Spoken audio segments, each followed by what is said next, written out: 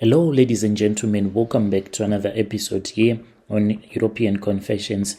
The following story that you're going to be listening to, it comes from a translation of a message that I received, and the translation of that message, it reads like this: Strange things indeed, they do happen in this world.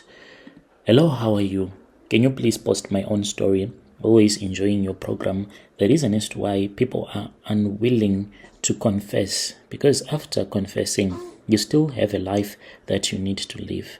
This is what people need to understand. When you come on a public platform and then you confess, showing your face, doing things like that, yes, the person might get a lot of views, but after that, what is going to happen to you?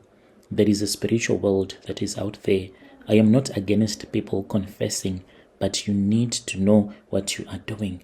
Otherwise, the damage will be so bad.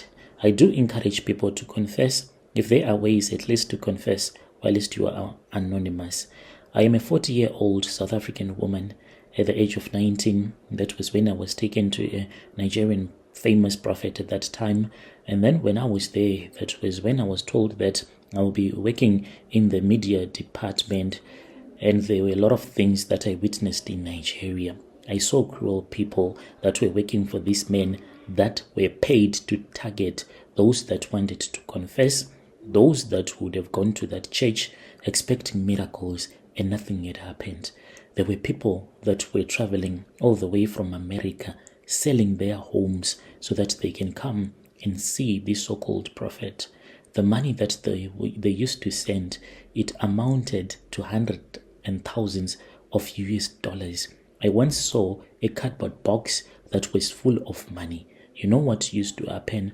There was this other girl, a Nigerian girl, that used to go to Western Union, collect money. So she would go and collect the money, and then she would just bring it in the office day after day, day after day. There was this other family in America. The father had been suffering from severe cancer, and the man had promised that he could cure any form of a disease. They were desperate, and then they sent the money. So that family was then forced to do some confessions, and those confessions were always forced on video. There are thousands and thousands of those forced confessions that I saw, and those that would have seen that there was no God in that church, only the devil, then they will be tricked, manipulated. Some sort of motive was being used by that man who called him a prophet.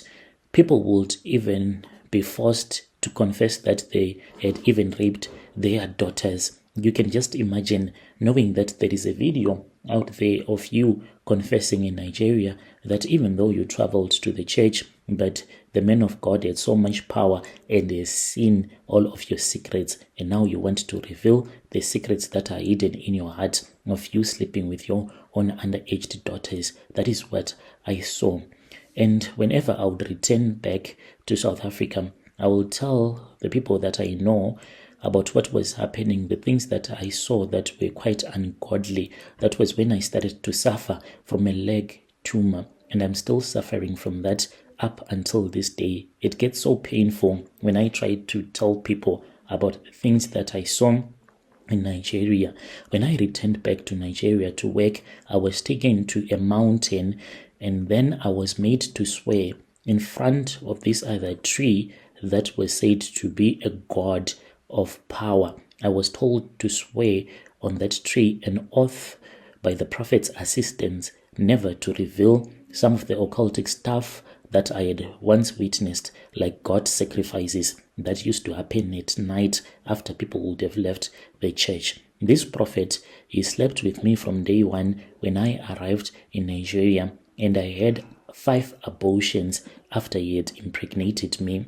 I was only 19 years old when I was taken to Nigeria. My parents were so happy that I had gotten a job. I was young, and I thought that I was going to change for the better. And I was feeling as if I was so much better than some of my friends that I had left in South Africa.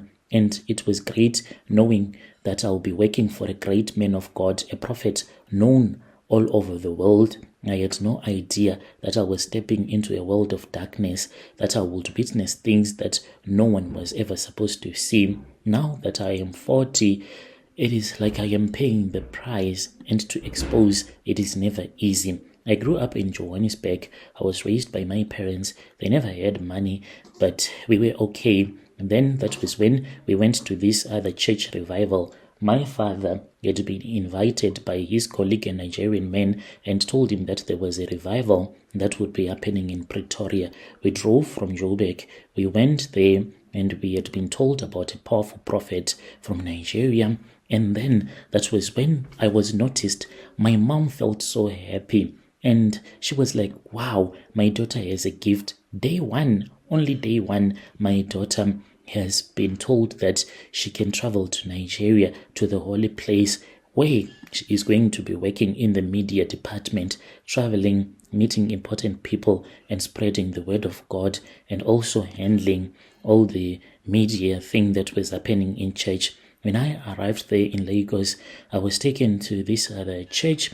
And this church, I truly do not understand that. It was almost in the middle of the villages. But that church, when we went there inside, it is just an altar. That church, there is no one who worships at that church. And then we were taken back now to the head office, the big church. There were thousands of followers from different parts of Africa. Everything seemed real, the miracles, the healings, the testimonies. A few months, that was when I started to notice that there were things that were off. This was after I had gone to the bathroom. I saw two of our media department members. They were making out, a guy and this other woman who was from Kenya. They were having sexual intercourse in church. Can you just imagine? I said, if this is the holy place where God performs all of these miracles through his prophet, why are these things happening in church? I saw that the same people were getting healed each and every week because I was the one who had access to the videos. So when I would get bored, I used to love editing videos a lot. Then I would be going back and back. Then I noticed that there was this other woman who kept on coming back and back and back and back, wearing different clothes, different names. That woman kept on coming back, being healed from different severe illnesses. Then I heard about stage miracles that were not for real, but to other people that did not know, they thought that it was happening for real. There was this other day, it was late at night, I had finished editing videos for the ministry, and then when I was walking back to my room, I then heard someone who was chanting. It was coming from the back of the church. And I followed the sound. I saw men that were wearing white robes. They were standing in a circle. In the middle, there was a black goat that had its mouth closed as well as the legs tied. The prophet stood over it holding a knife. I froze, and then he slitted the goat's throat. The blood was collected in a bowl, passed around as they drank it. I wanted to scream, but it was really scary. I returned back to my room. How they knew that I had seen them the previous night, I have no idea. The next morning I was called into a meeting. The prophet's assistant looked at me and he said, "You saw something that you were not supposed to see, my dear." Before I could even deny it, he said, "You will be fine as long as you obey." That was the beginning of the control. They forced me also to make a false confession. That's why I'm so scared to go public, because there were things that were done in Nigeria as we were being manipulated, things that can get me in trouble. If someone in the church would question the prophet, you will be sent on a mission. There were girls that were forced to transport drugs to other countries, even to Europe, after you would have noticed that there were things that were happening. They were hoping that you could get caught at the airport, but by the grace of God, some of them, they did not get caught. So you would be forced to confess that you had stolen huge sums of money, and sometimes to confess that you are a witch, even to kill the prophet. So even though I confessed, it is a terrible confession, such that I pray each and every day that the videos will never be released. When I was 20 years old, I was called to the prophet's office. He told me that God had chosen me to be close to him. He asked me to sit on his lap. That was the first night that he took advantage of me. It was not love, he said. It was spiritual, and I was possessed from that day. I used to lust after him, masturbate in church. Whenever he would be preaching, I would run to the bathroom, feeling really hot and horny, wanting the prophet.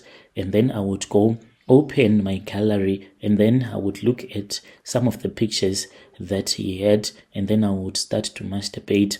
And when I got pregnant, and I thought he was going to allow me to keep the baby, I was wrong. His assistant arranged me to go to a secret clinic. Some of the nurses used to come to the church, and then there were secret abortions that were being done at that church. I had my first abortion at 20, then another. In total, I had 5 abortions. I had one in South Africa, and the other ones I had them when I was in Nigeria. When I was 26, I told the assistant that I wanted to leave. That night, I was taken to a mountain which is outside of Lagos.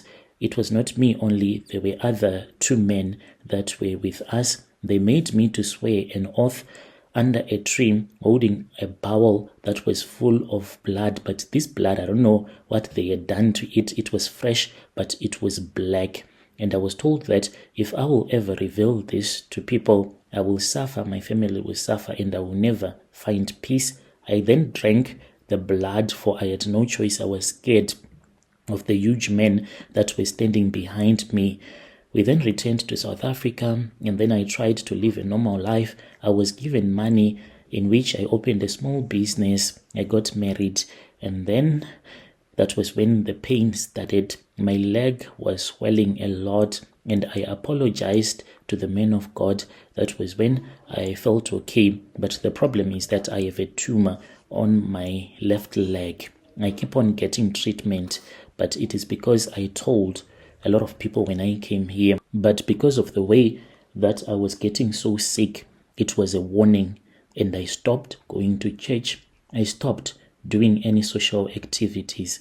I'm just a stay-at-home mom running my small business, and I choose not to talk a lot about it. Dear listeners, right there was a message that was sent to me by one of our sister right there. Strange things indeed, they do happen in this world.